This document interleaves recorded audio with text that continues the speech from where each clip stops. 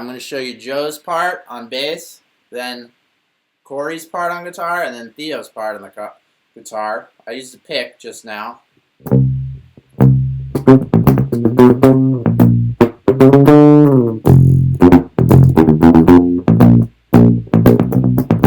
That's just for fun though. Joe used his fingers as Leo Fender intended. Thank you very much.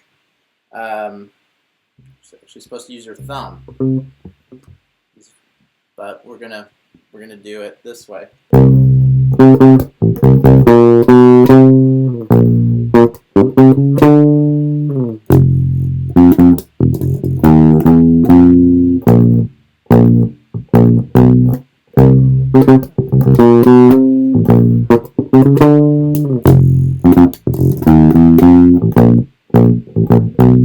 So I can't even play it as clean as him, but I can't play Corey's part as good as Corey, but I'll show you the part.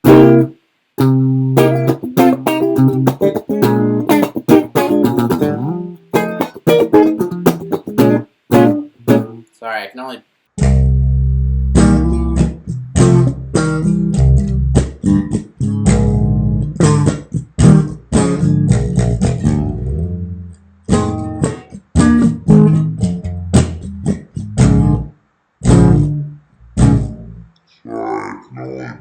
Got this baseball bat grip down here.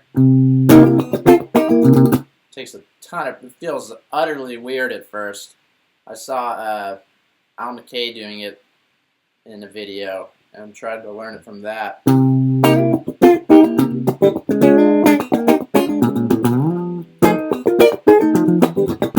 then we're gonna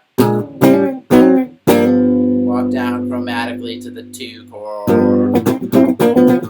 4, 1, 4, 4, 2, 2. 1, 4, 4, 4, 5, 4, 1. No one's thinking of it that way. Now on to Theo's part, which Theo wrote in the studio. This is all these Steve Cropper. So around this chord you have your Brown-Eyed Girl 6 of this.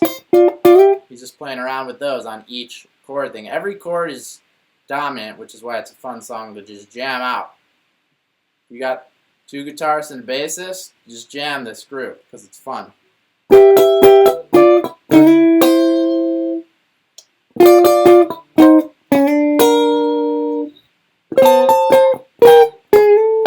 This is where it gets weird. He does this voicing.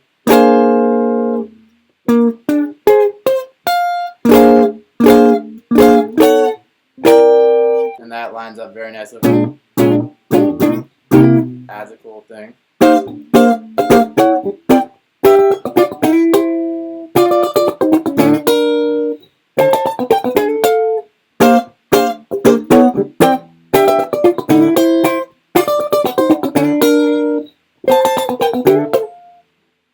then I think on the B section, he just finds where that